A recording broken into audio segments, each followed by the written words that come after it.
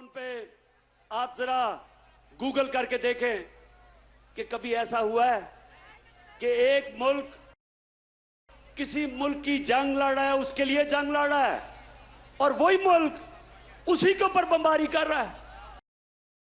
ये कभी हुआ है?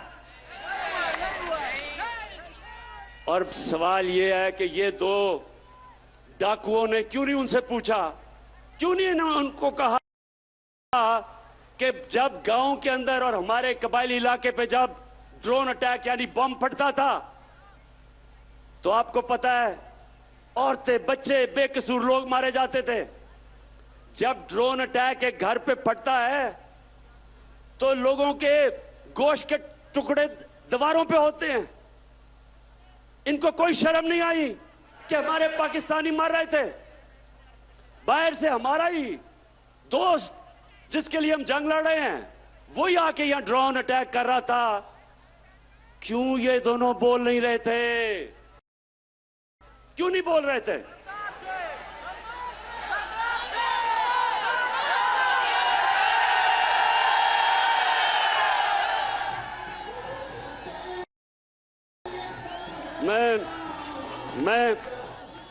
मैं आपको बताता हूं कि ये दो डाकू क्यों नहीं बोल रहे थे, क्योंकि इनके चोरी इस मुल्क से जो पैसा लूट के इन्होंने बाहर के मुल्कों में और बैंकों में और बड़े बड़े महल्लात लिए हुए थे, इनको डर था कि जिस दिन ये कहेंगे कि सर ये क्या कर रहे हैं आप, ये ना करें, वो इनकी प्रॉपर्टी जब्त कर लेंगे।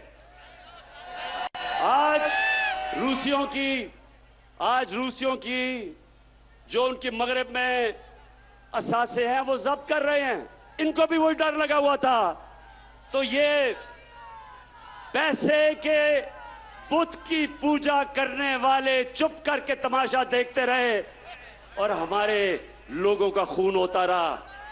बेकसूर लोग बेचारे कबायली इलाके में उनके बच्चे मरे और वो जिसके खानदान में लोग मरते थे वो हमारे खिलाफ हमले करते थे, बदला हमारे पे लेते थे, क्योंकि उनको पता था कि हमारी इजाजत से ये ड्रोन अटैक्स अपने मुल्क पे हो रहे हैं।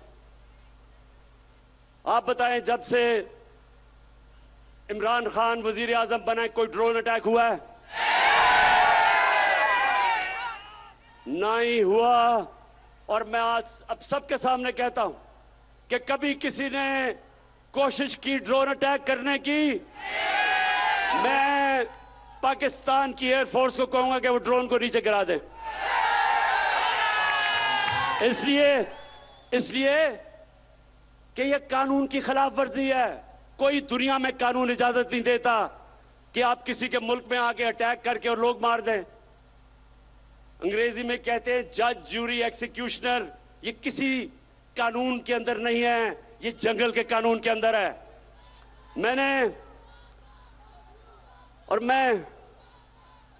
मेरे पाकिस्तान के नौजवानों, मैं ये चाहता हूं, ये गौर से एक बात समझ लें आप। कभी भी कोई कौम अजीम कौम नहीं बनी जो दूसरों के सामने झुकती है।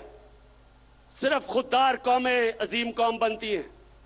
जो किसी से भीख मांग के गुजारा करती है कौम, वो ऐसे ही है जैसे कि अगर मैं वसाखियां पकड़ लूं, अपनी टांगों पे जोर ना डालूं, मेरी टांगें कमजोर हो जाएंगी।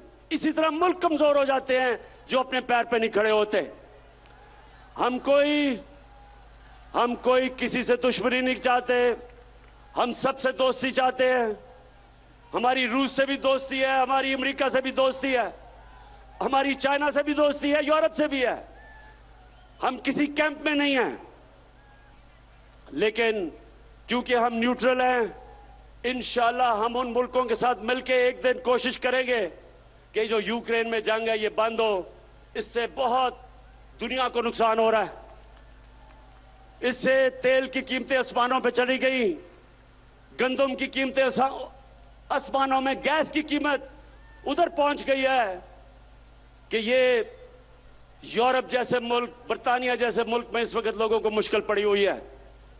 तो इसलिए हम जंग में किसी का साथ नहीं देंगे, अमन में सबका साथ देंगे।